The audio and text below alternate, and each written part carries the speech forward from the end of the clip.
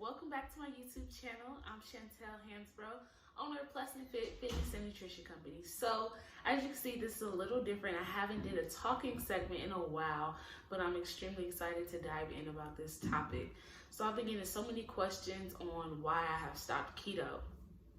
So I'm about to dive in deep on that topic in this video, letting you know why and letting you know exactly what it is I'm doing. So welcome in. I just want to let y'all know this is going to be a study session for both of us, okay? Like my shirt says, be real, not perfect. And right now I am practicing progression and not perfection. So I don't know everything that I need to know about the topic, but I'm learning everything that I can at the moment, okay? So I'm taking you guys with me. I've been reading this book, Intuitive Eating, a Revolutionary Program That Works by Evelyn Tribble, if I'm not pronouncing that right. If I'm not pronouncing that wrong, and Ellis Resch. I feel like I am butchering their names, but kudos to these women because they are changing my life one page at a time. So what I'm talking to you about today, why I am not doing keto. Okay.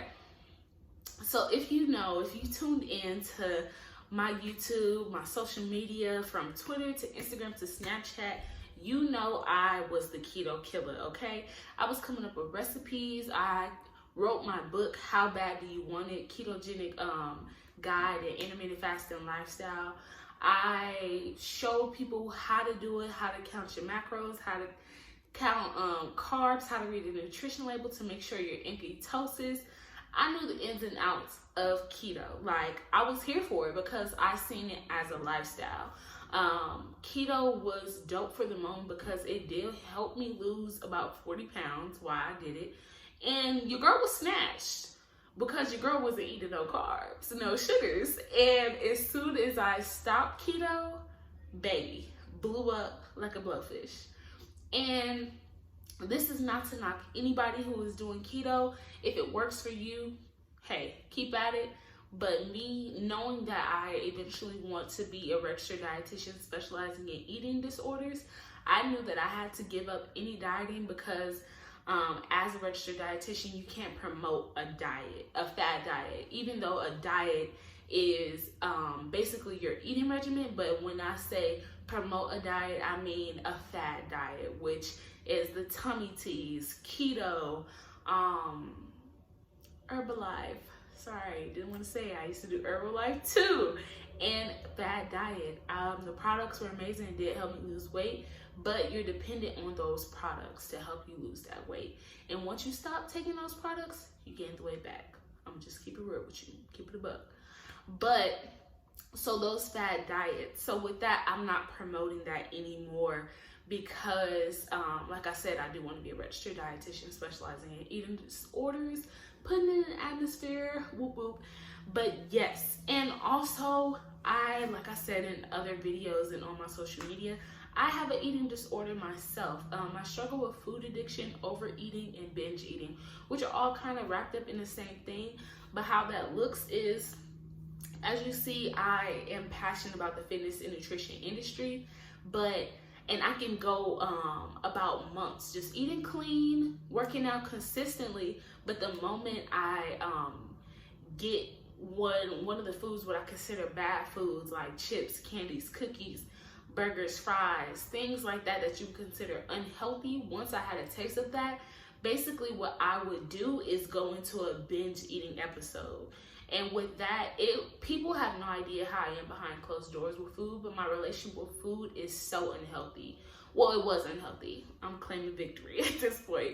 But it was so unhealthy to the point where I would just consume thousands of calories in one sitting. Literally going from one drive-thru to another. Like on my way home from work, if I want a Taco Bell, I'm hitting that Taco Bell. If I want a thigh from Popeyes, I'm gonna hit that thigh before I get on the freeway. After I get off the freeway, I'm gonna get me a McFrappe from McDonald's. It was that bad to where I was consuming that many calories in one sitting, and it was just so unhealthy to my mind and my body. So with that being said, that's why I ditched diet culture, and ditching diet culture has helped me be free. And that's where intuitive eating comes in. So welcome to today's topic. I am on intuitive eating. I have ditched diet culture for good. I will no longer go on another diet in my life. You have my word. If I do, you can punch me in the face. You can see it's on recording, so you got it. You got me locked in. So if you punch me in the face, I know why. And I expect it from you guys, okay? Because we're accountability partners. That's the relationship that we're building. But yes, so intuitive eating. And like I said, I have some notes here. Like I said, I'm keeping it real with y'all because I'm trying to learn this. I want to be as knowledgeable as possible. So when I'm saying this is just me practicing to one day do a TED Talk to help millions, baby, millions. I want us to be great. I want us to do great. I want us to eat great and feel good and look good, baby. So what intuitive eating is, it is a person who makes food choices without experiencing guilt. They honor their body, they respect their fullness, and they just simply enjoy eating. So with intuitive eating, like I said, I have ditched diet culture, so I have not been on a diet for about a month. So that means I gave myself free will to do and eat whatever I want. And that's what the beauty of intuitive eating is, because if you're anything like me, I have been aware of my weight since I was in elementary. I was bullied. I knew I was overweight. I knew I was obese. I was scared to step on the scale. I was always trying to be forced to be in sports that I didn't want to do so I could lose weight, quote unquote. So, you know, I was always during the summer, my summer was my workout plan every time. And, you know, people enforced it out of love, but it still played a negative role in my life because it was always, it always made me feel like I had to improve my body, improve myself in a negative light rather than a journey of self-love. So I feel like that's where my unhealthy relationship with food and exercise came into play. Funny, right? I'm in the nutrition and fitness industry.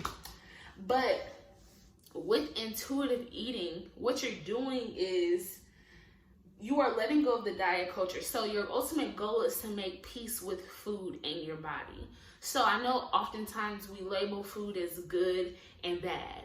And what that looks like is a good day, I'm eating salads, I'm eating so many vegetables, I'm eating salmon that is drizzled with lemon, I'm eating chicken, I'm eating my smoothie for breakfast, you name it.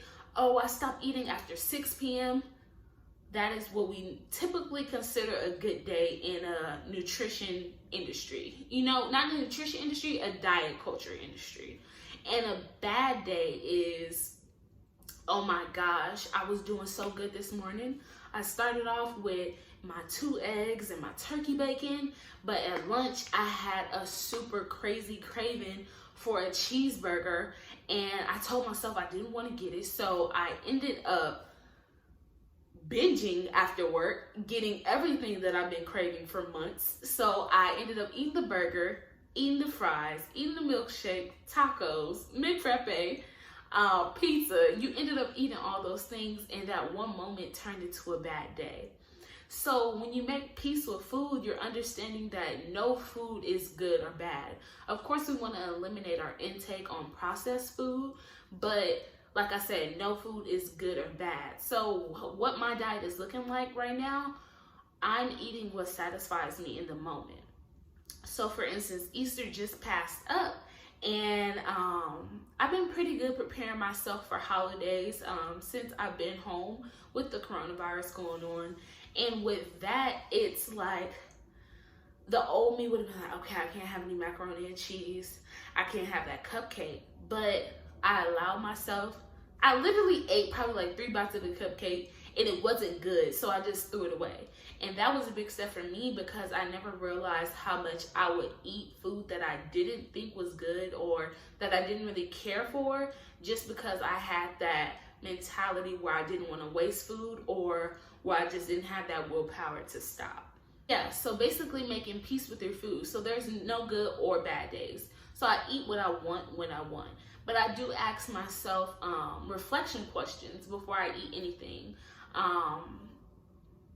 am I really hungry right now? Because sometimes we eat out of boredom. And another follow-up question, am I just bored right now?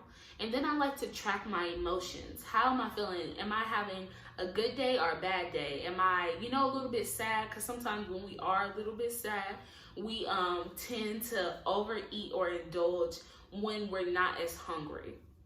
So making peace with food is just the first step in ditching diet culture, because it allows you to have food freedom. Like, I have been free for about 4 months, literally eating what I want, and I'm still losing weight, because your body is naturally telling you, like, hey, I'm full. And then unconsciously, you're putting yourself in a caloric deficit. And what that does, it naturally boosts your metabolism and helps you lose weight, because you're going to your normalized weight that your body is naturally supposed to be at when you honor it. So listening to your hunger signals is really big, and a really big part of intuitive eating. So, and how that looks, like I said, honoring your fullness. So with honoring your fullness, like I said, I do eat what I want. So if I make a plate, I like to be mindful of my portions, but if I want more, I get it. If my body is saying, you know what, I need a little bit more to eat, I'll give myself a little bit more to eat, because food is equivalent to fuel for me. So, like I said, your body is going to tell you when you're full, and you want to be at a comfortable level of fullness. I was listening to a podcast. She's so dope. A Black registered dietitian. Her @name is Encouraging Dietitian on Instagram, and she has a podcast as well, which is how I originally found her. And she basically likes to rate her comfortability of fullness, and I believe it was between 6 and 7 is a comfortable fullness, and then 8 and 9 is that Thanksgiving fullness, where you gotta unbuckle your pants, take a little breather. You can't really drink nothing right now because you're trying to let your food digest. Breathing a little heavy. You start to reconsider. And then 10 is just absolutely uncomfortable, on the urge of almost wanting to throw up because you feel so full. So my ultimate goal whenever I'm eating anything, I like to stay between 6 and 7. I definitely want to make sure my body is full of energy. I want to make sure I'm ready to, I have enough energy for my next event, because that's what food is used for. We have to understand that food is just an event. We eat and we move on with our day. We don't have to be consumed with, okay, what am I going to eat for breakfast? What am I going to eat for a snack? Oh, I'm hungry. It's like with the intuitive eating, your cravings kind of slowly go away when you honor them. Because when you do hold on to those cravings and you don't satisfy yourself in that moment in a healthy way, you eventually lead to overeating and binge eating. And that's why I say you have to let go of that, the restrictive eating with the reject the diet mentality. So your ultimate goal is to let go of rules, restrictions, and bad diets. So rules, you gotta count how many carbs you eat. That was keto, counting carbs and sugars all day, every day. You're, from the time you wake up, you're counting, you're looking at nutrition labels, and that's so destructive to the mind. You have to second guess everything you do, and you just literally feel restricted. And when you're restricting yourself of certain food groups, that's when, the negative mentality comes into play, and that's where you feel deprived, and that's where you feel like you gotta sneak, or if you eat outside of this diet, you feel shame or you feel disgust about yourself.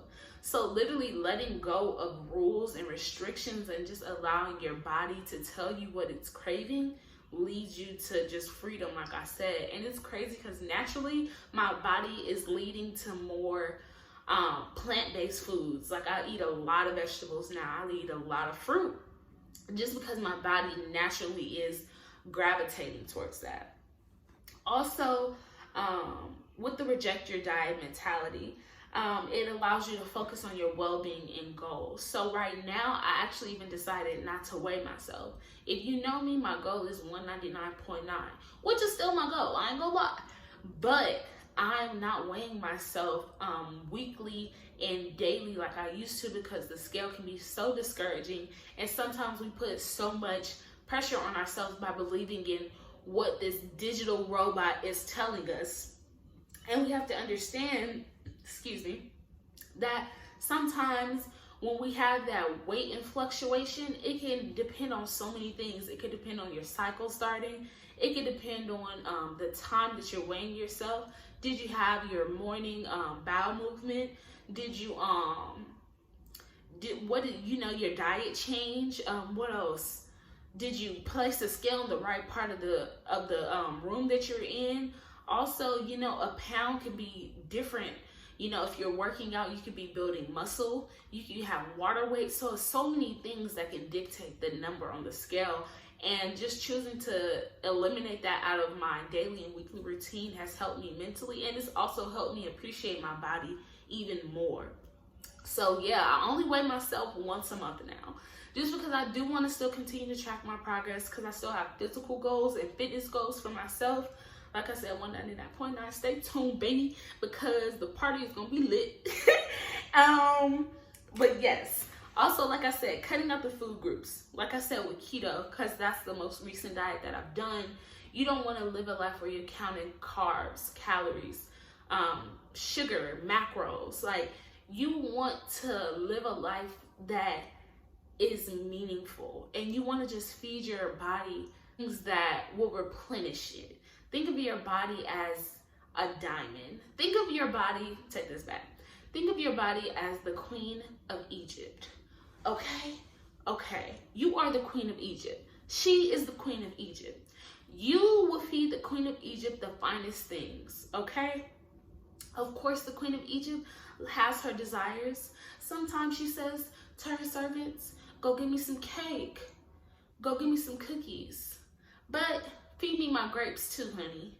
You are the Queen of Egypt. So you want to feed yourself those things that replenish yourself, because your body is a temple, okay? So it's like, why would you really want to feed yourself those processed foods that do nothing to your body? The Queen of Egypt don't deserve no processed foods, okay?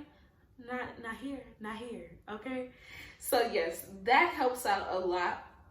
And also understand, like I said, the restrictive eating and all the rules, all they simply do is just put a band-aid over any problem or any unhealthy habit that you have with food.